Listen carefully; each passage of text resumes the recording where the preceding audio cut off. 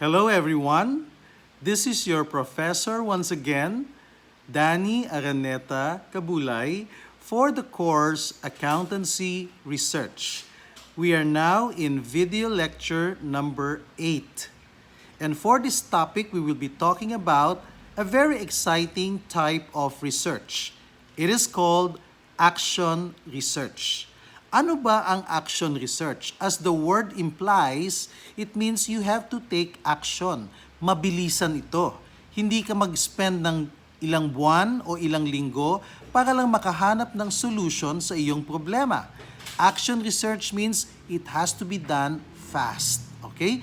For example, ang isang company, isang factory na dati ang kanilang mga tauhan ay nagta-time in through logbook o kaya bandy clock or time card ang ginagamit. So basically, they're still in the manual system.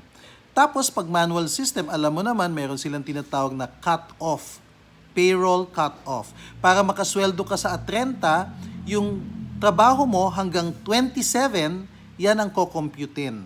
Okay? Para makasweldo ka sa 30. Yung pasok mo ng 28, 29, 30, isasama na yan sa next payroll period. Kasi they need 3 days to compute your salaries.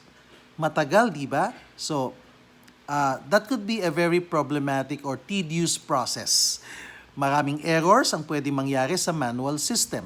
So, the factory decided to switch to electronic or maybe we'll call it biometric payroll system. Yung thumbprint mo lang, magpapatunay na ikaw ay pumasok sa trabaho at ikaw ay umalis ng factory using your thumbprint. Kung minsan ang ginagamit nila, voice o kaya yung mata. Okay? Pero commonly po yung thumbprint ang ginagamit sa biometric payroll system.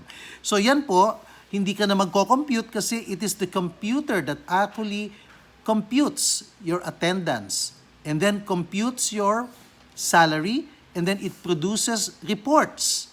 Ipiprint mo lang yung report generation, magpiprint na siya ng payroll report automatically. So, pipirma na lang yung chief accountant, tapos ipapadala na sa bangko. And it can be sent electronically to the bank para yung bangko naman mag-allocate na ng sweldo ng mga tao through their respective ATM accounts. So, pwedeng ang cut-off niyan ay 1 day lang. So, at the end of the date, 29 of August, yan ang cut-off. At 30, may payroll na ang mga tao. Sila ay makakasweldo na sa kanilang ATM accounts. Ganun kabilis. So, napakaiksi lang ng lead time to compute the payroll. Okay? So, di ba, convenient yon? Tapos, it is not usually error-prone because the computer calculates automatically. Yan po ang tinatawag na action research. So, the solution now is which supplier will be the best to choose to provide us the solution for this transition from manual to biometric payroll. So magka-canvas na ngayon ang procurement or purchasing department sa mga nagsusupply ng biometric payroll gadget or system. Okay? So merong mga magbibigay ng quotation, doon napipili ang management o ang purchasing department what is the best technology to adopt for this new system. Yan ang example ng action research. Okay? So mabilis lang yan. Within 1 week, you already have a better situation from a problematic one.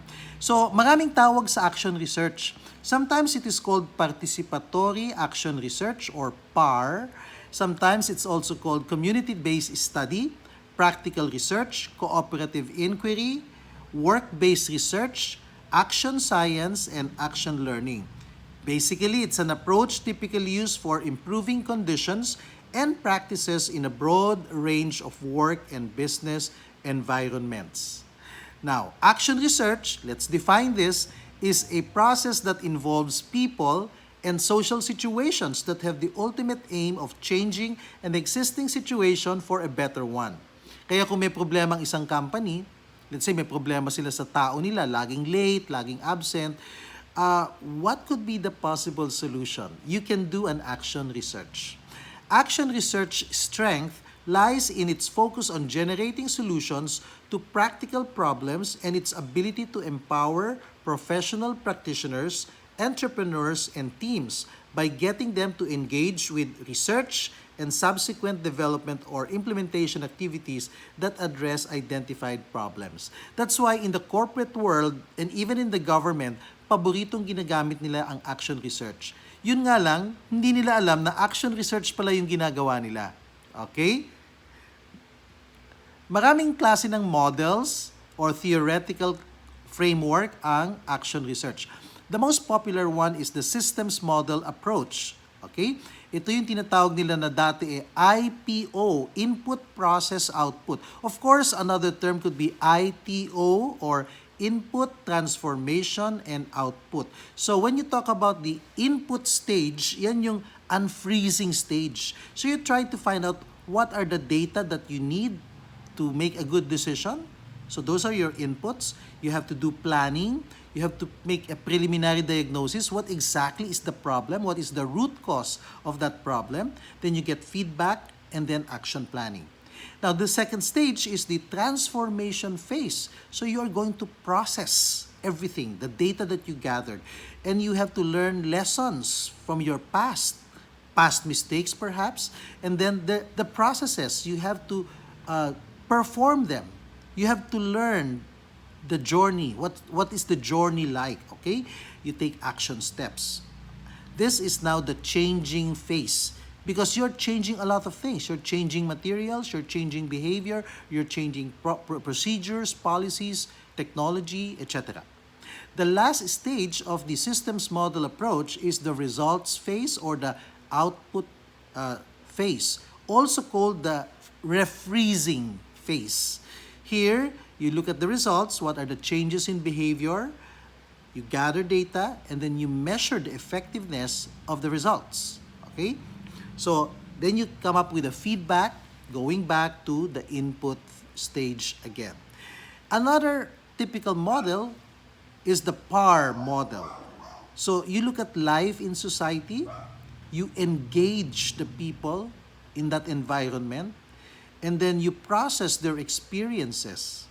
And finally, you come up with a body of knowledge, a mindset that will work, something that will be the solution to the problems of the organization. Okay? That is the PAR model. Now, we will proceed now to a case study which you will answer, and you will place your answers in the comment section below. This is your recitation for video lecture number 8. How many Japanese restaurants do you know? Of course, Tokyo is kind of fast food. You also have Yoshinoya, and you also have so many other fast food, no? Maraming fast food. Teriyaki Boy, for example, that's also fast food. But among the casual dining restaurants, we have Yayoi. Okay? Yayoi is a very popular brand. They have that in SM malls. I live in Pasay City, and I'm very near Mall of Asia. Walking distance lang sa Mall of Asia. Sa Mall of Asia, nakusang katutak ang Japanese restaurants. Merong fast food, merong casual dining, at meron ding fine dining. One of my favorite restaurants is Yayoi. It's actually a casual dining restaurant. It can seat 30 people at a single sitting, one given time. 30 ang pwedeng makaupo.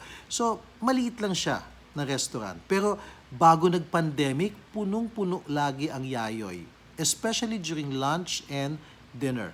But because of the pandemic, maraming restrictions. They can only fill up 30 to 50% of their capacity. So only 12 to 15 people can sit at a time. So people have to wait. Okay? Yan. So, yan ang situation ngayon because of the pandemic. So let's look at the story.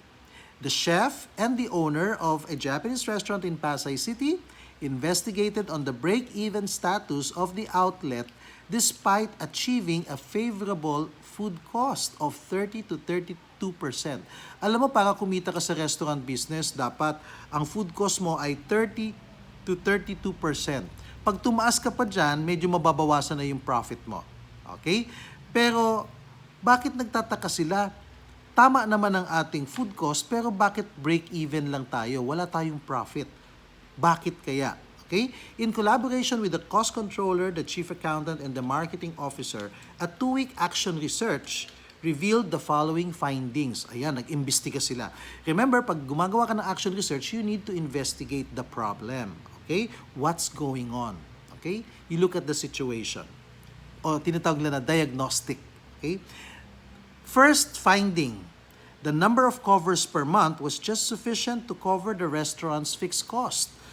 Rent, payroll, and utilities. So when you talk about utilities, yan yung kuryente at saka tubig. So, kung yung mga taong pumapasok sa restaurant, yung binabayad nila, tamang-tama lang pambayad ng fixed cost, paano yung variable cost pa? Okay, so delikado, no? So, that means, kulang yung taong pumapasok. They need to attract more people to come in so they can go beyond that kind of sales. The second observation is that the number of repeat customers was very low. Only 3 to 5% ang bumabalik. So 95% hindi na bumabalik. That's not good. May problema siguro kaya hindi sila bumabalik. And this is only based on their monthly records. So reliable yung records na yon. Number 3, the average daily seat turnover during the past 6 months was only 55, yet the maximum capacity of the outlet is 180. 30 seats multiplied by turnover of 6. Okay? That means ang isang upuan, pwede siyang maupuan 6 times during the day. That is between 11 a.m. to 8 p.m. So yung upuan na yan, sa buong maghapon, 6 na tao ang makakaupo dyan. Yun ang sinasabi natin na seat turnover. Kung 30 ang capacity, tapos 55, so parang 2 lang. Dapat 6, di ba? Mababa yung 2. Okay? So, another observation is that based on customer feedback tabulated during the last 2 quarters, majority found the menu old and not very interesting. Boring daw yung menu. Okay?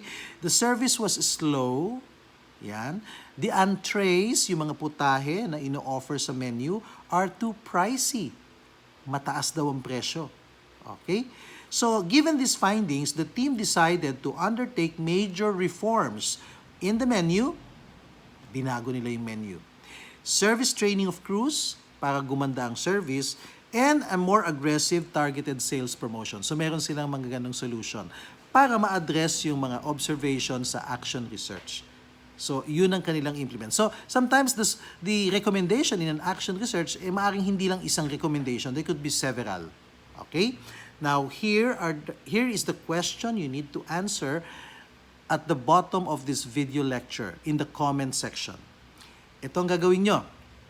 Pick one industry and a company. So pumili ng isang industry, tapos pumili ka ng isang company dun sa industry na yon. For example, pinili mo fast food, restaurant industry.